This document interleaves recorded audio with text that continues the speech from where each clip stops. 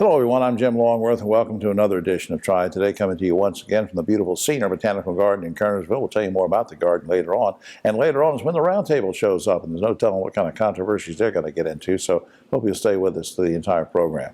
Where we want to start, though, is talking about girls. And I like that topic, but I also like what this special guest is doing to help girls. With me right now, first-time visitor to the show, Joy Nelson-Thomas is founder and executive director of something called Lead Girls of North Carolina. Welcome. Well, thank you for having me. I want to find out all about this. Now, when did you start Lead Girls? What is it? What's the mission? So Lead Girls was actually founded in 2016. So we believe change a girl, change a community, change the world. We are really focusing with the use of an evidence-based model to provide a space for girls to find their voice, to explore a pipeline to success, and also create a culturally affirming environment for girls. All right, now there's a lot to unpack there. I want to get to that in a second, but the word lead in the title, Lead Girls North Carolina, why'd you pick the word lead? So actually, LEAD is learning every day, accomplishing dreams. Okay. How about that? Now let's go back. You talked about cultural diversity. You talked about finding a voice for the girls. How do you, I mean, people will hear that and say, well, Joy, that sounds great, but how exactly do you do stuff like that? So we utilize an evidence-based model. We work directly in Title I schools as well as community. Within those spaces, we really give girls the chance to explore who they are, right. To lean into their culture, as well as to really explore the skills that they need to be a thriving young woman. Now, and the ages, again, would be from what to what? Help me understand. So primarily we have focused on middle school, so 6th through 8th grade girls. Recently, 2 years ago, we entered or started to explore a pilot program where we are exploring the greater impact of our program with 5th grade girls as well as 9th grade girls. Okay. Now, I understand you have a big event coming up. Tell me about that. It's the expo or something? Oh, we do. So we're excited to be back in person this year at Salem College. This year we have expanded that expo to a 2-day event. So day one is the girls and their parents will be a part of a movie screening. Okay. And they will hear from a panel of local experts. Day 2 is high energy, all-day event for girls. And then their parents also get the opportunity to gain practical skills. That's great. Up on screen, of course, Girls Rising Together Expo, October 28th and 29th. And you can also check out for information www.leadgirls.org/expo. Before we go, a little bit of time left. Kate B. Reynolds, folks at Kate B. Reynolds Charitable Trust suggested this topic for us, and I think that's great.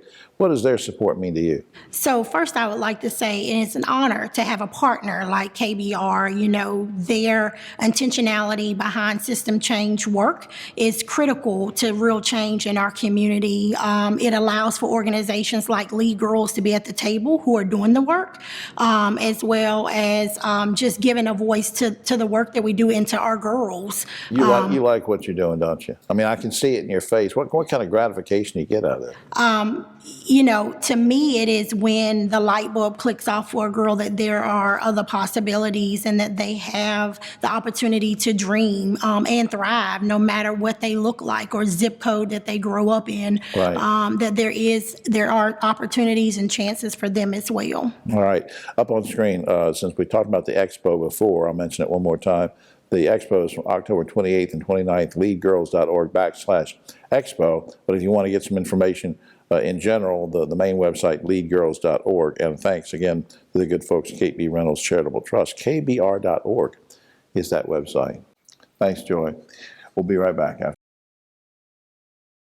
Back now on Triad Today. You've heard the phrase in TV and movies when somebody stands up in a crowd and says, is there a doctor in the house? We have 3 doctors in this house, and I'm glad all 3 of them are here. First, my friend who's been on the show before, Dr. Glenn Golzewski, who's Chief Medical Director for Mountain Valley Hospice and Palliative Care. He brought along 2 very special guests who are newcomers to the Mountain Valley system, but not newcomers to medicine and patient care. Dr. Alex Waite, Staff Physician. Dr. Don Bivens, Medical Director for the Virginia area for Mountain Valley. Welcome, guys. Good to see you. Thank you. Welcome, Jim. Dr. G, I'm going to spend most of the time with you, and we'll get to the newcomers in just a second, to the young guys. Most patients receive hospice care in their own home, but sometimes that's not what needs to be done. Sometimes they make the transition to a hospice home. Where are your 2 hospice homes located? We have one in Dobson, North Carolina, and one in Yadkinville, North Carolina, so both easily accessible off of major roads in our area. And when is it appropriate, Dr. G, for a family to make that decision? Maybe they started out with having your folks come to their house. When is it appropriate to move to or go to a hospice home? It's appropriate when patients normally have symptoms that can't be managed effectively in the home environment.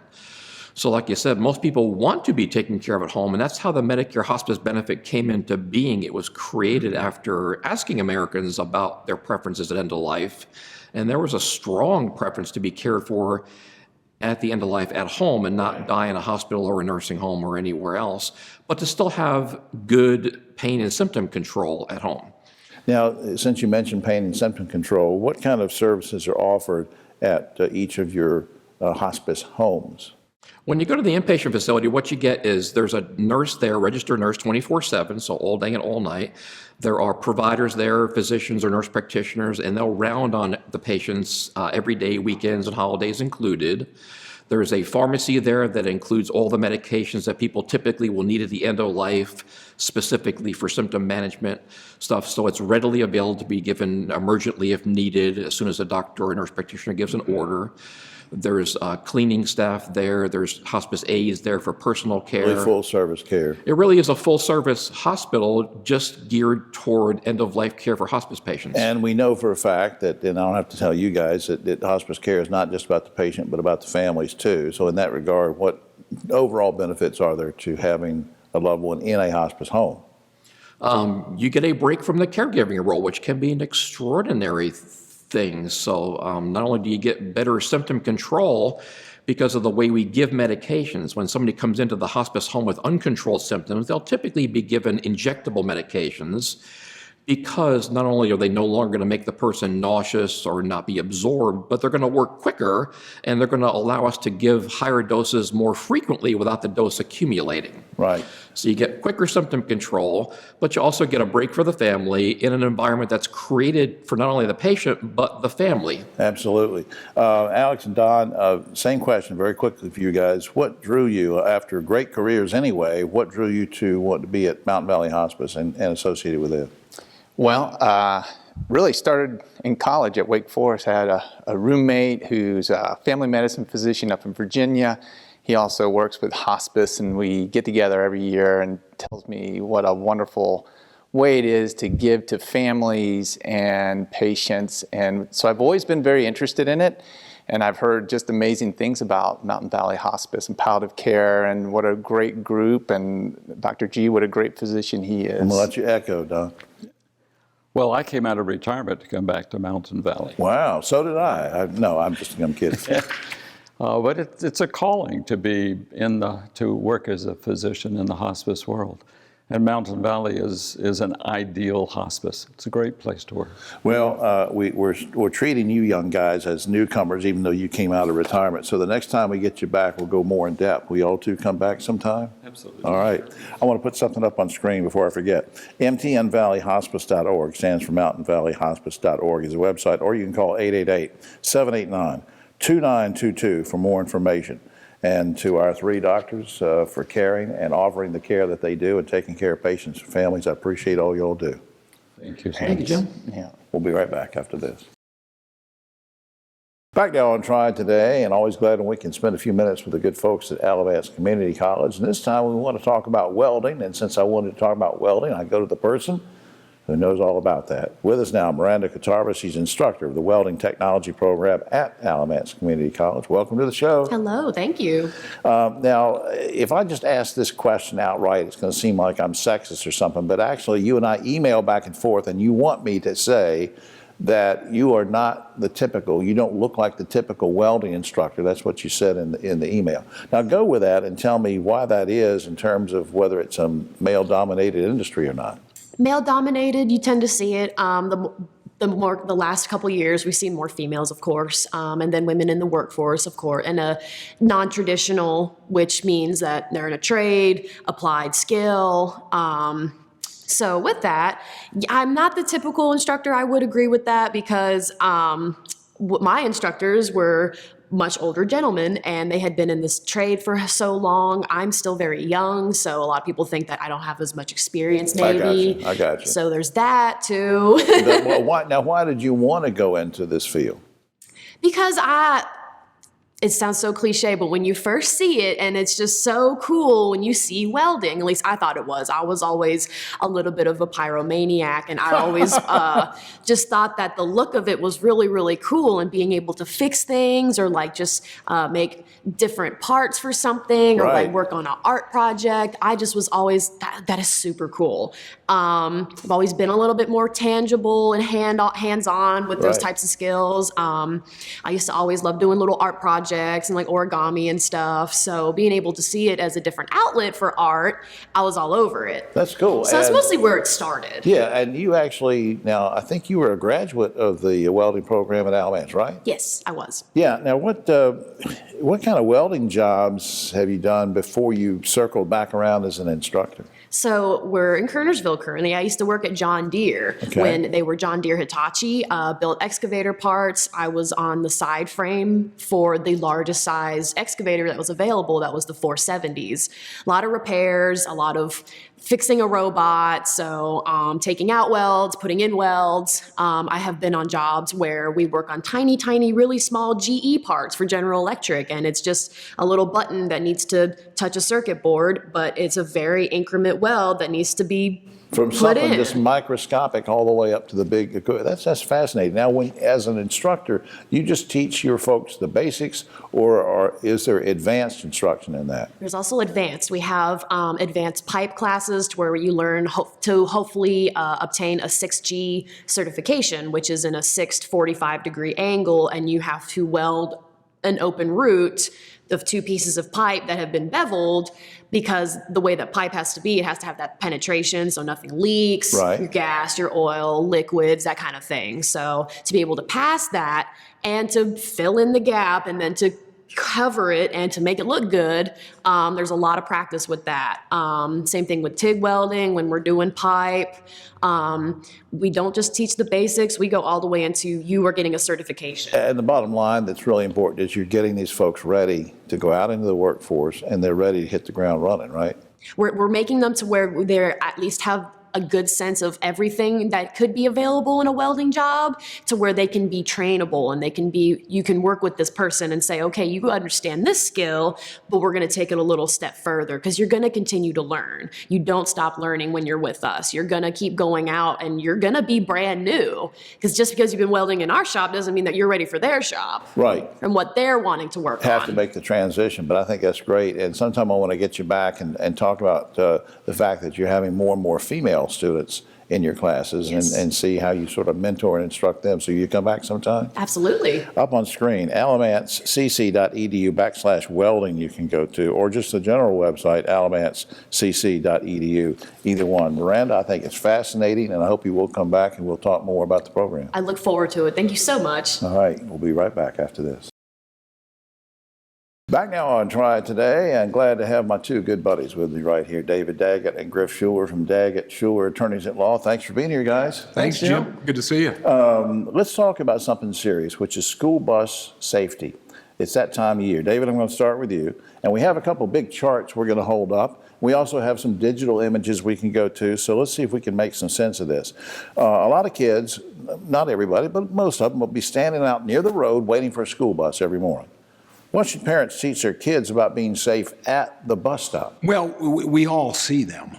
You want your young people, our young students, to be trained to be on the sidewalk or on the grass next to the street, out of the road. And for the most part, our young people are pretty good at doing that.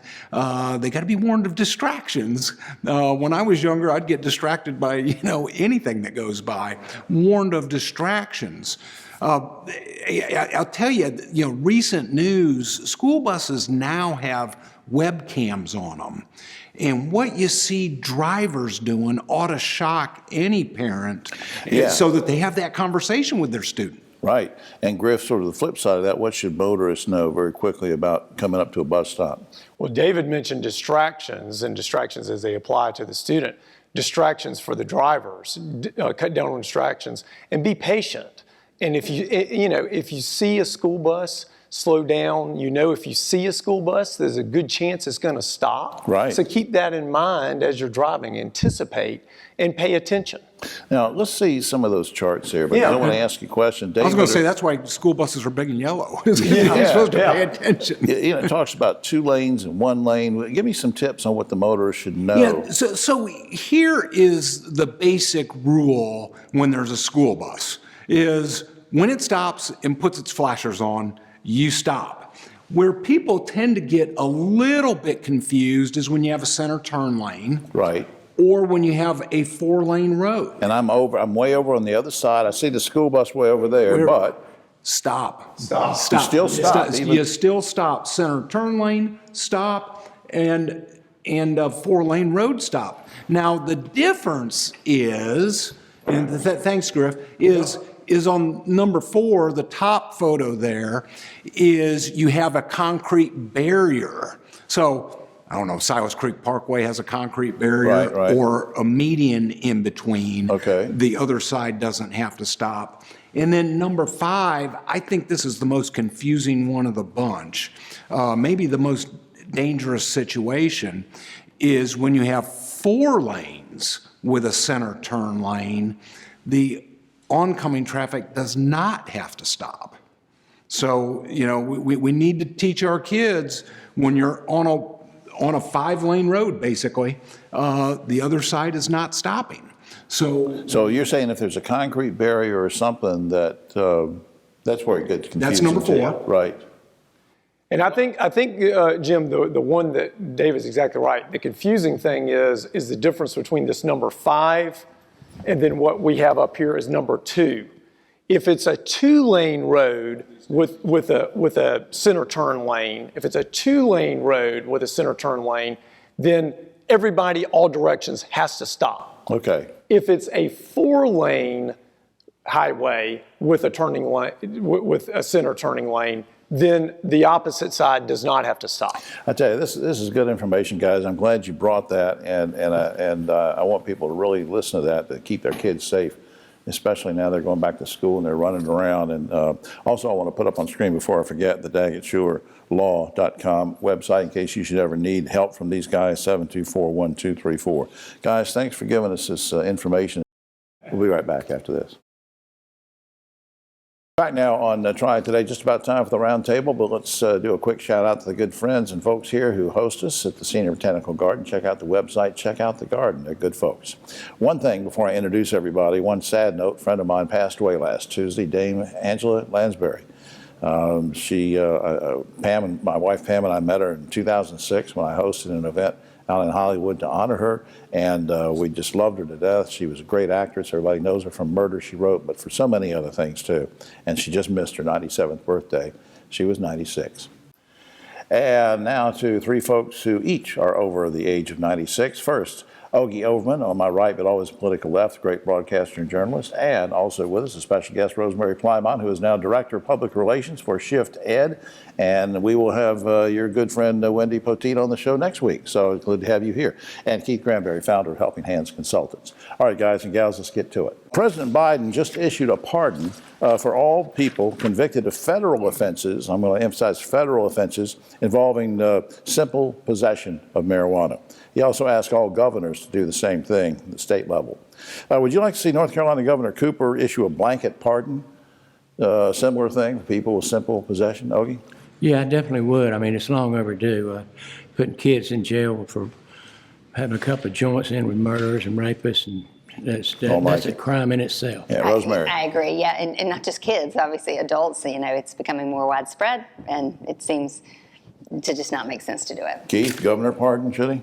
Absolutely, and he also should commute some of these sentences where you had a disparity between crack cocaine and cocaine, and where they gave these people lifelong sentences and other people years in jail. He should commute those folks as well. Absolutely. The 1996 Communications Decency Act protects free speech on the internet, but it also inherently protects internet companies from being sued by social, the thing is, these social media platforms now, people are saying, well, let's repeal that law because we want it to be so that end users, people who use, post things on social media, that the companies themselves should be held liable for what other people post. What do you think, Ogie?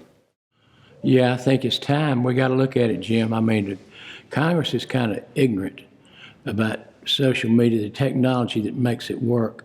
You got to get some smart people in there and have this conversation because, yeah, look at all the crap on social media now. I mean, inflammatory, misinformation, violent. Do you think the companies should be held liable for what people post, though?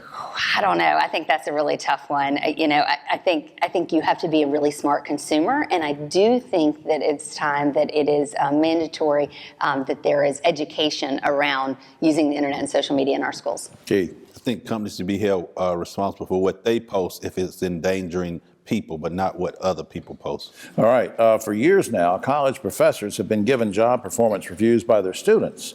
Okay, big deal, let's say. But now colleges are putting too much weight on some of those reviews. Recently, a distinguished professor, chemistry professor at NYU, was fired because students said his course was, and I'm quoting, too hard. Should colleges do away with these student reviews of their professors, Ogie? I saw this and I thought, when did this even start happening? I mean, I know it was a long time ago when I was in college, but we had no say-so in the professor. I mean, if you went to the dean and said, my professor's too hard. It was big, I think, think, get laughed out of there. I think in the 90s and early 2000s it got real big. Rosemary, what do you think? You have to have reviews. I think you should have student reviews. Now, should they be given the same weight? Probably not as peer reviews, but I think they play a part. Keith? Firing a professor for a class that's too hard, that's a little stretch, don't you think? That's right. I think it needs to be a combination of a student and faculty. I agree. A high school in California just had its football season canceled because some white players videotaped a staged racist slave auction. Brilliant, wasn't it? In canceling football, was that enough just to cancel the football, or should these players have been expelled for the year, Ogie? I hate to see the kids who weren't involved be punished by the actions of however many Yeah, there the white were. and black kids got punished because there weren't enough players to fill out a team, so they said, well, we got to cancel. Oh, really? They didn't have enough players, Didn't have enough. but they should be expelled. Absolutely. I mean, I can't even think of a punishment that is high enough for that. Keith, you've dealt with high at-risk youth before when you were president of the Urban League, but this is kind of a weird situation. Yeah, they should be expelled and their parents should be spanked. Yeah. Not enough parents are spanked. We're going to send Keith out in the community with a paddle. That's right. California, have you ever been paddled in school, Keith? No. I was always good. There are all these tales of it, right? That's You know, right. the That's paddles right. with the That's holes right. in it. That's right. My bottom's still sore. A California man is suing Garner Foods for calling its hot sauce Texas Pete. Class action suit says it's misleading to name something Texas when the sauce is made in Winston-Salem. The lawsuit seeks damages and to have the name changed from Texas Pete to something else. Guys, is Texas Pete hot sauce misleading, and who wins this battle, Ogie? Quickly. Texas Pete wins. That is the most frivolous lawsuit I've ever heard. Agreed. I'm with Ogie on this one. Keith. Texas Pete wins. Okay. All right. Finally, a dairy farm in Colorado has been breeding camels and is now producing and selling camel's milk. Harvesting, you're laughing, I'm coming to you in a minute. Harvesting the camel's milk is difficult, so they're going to charge $16 for a pint. Guys and gals, would you drink camel's milk? And if so, would you pay $16 a pint for it, Ogie? No and no. No. Either way, Rosemary. No. Rosemary, you would not drink camel's milk. No. I'm not much of a milk drinker anyway, All but right. no. Keith, would you drink camel's milk? Do I look like the type of person would drink camel milk? Do I look like that?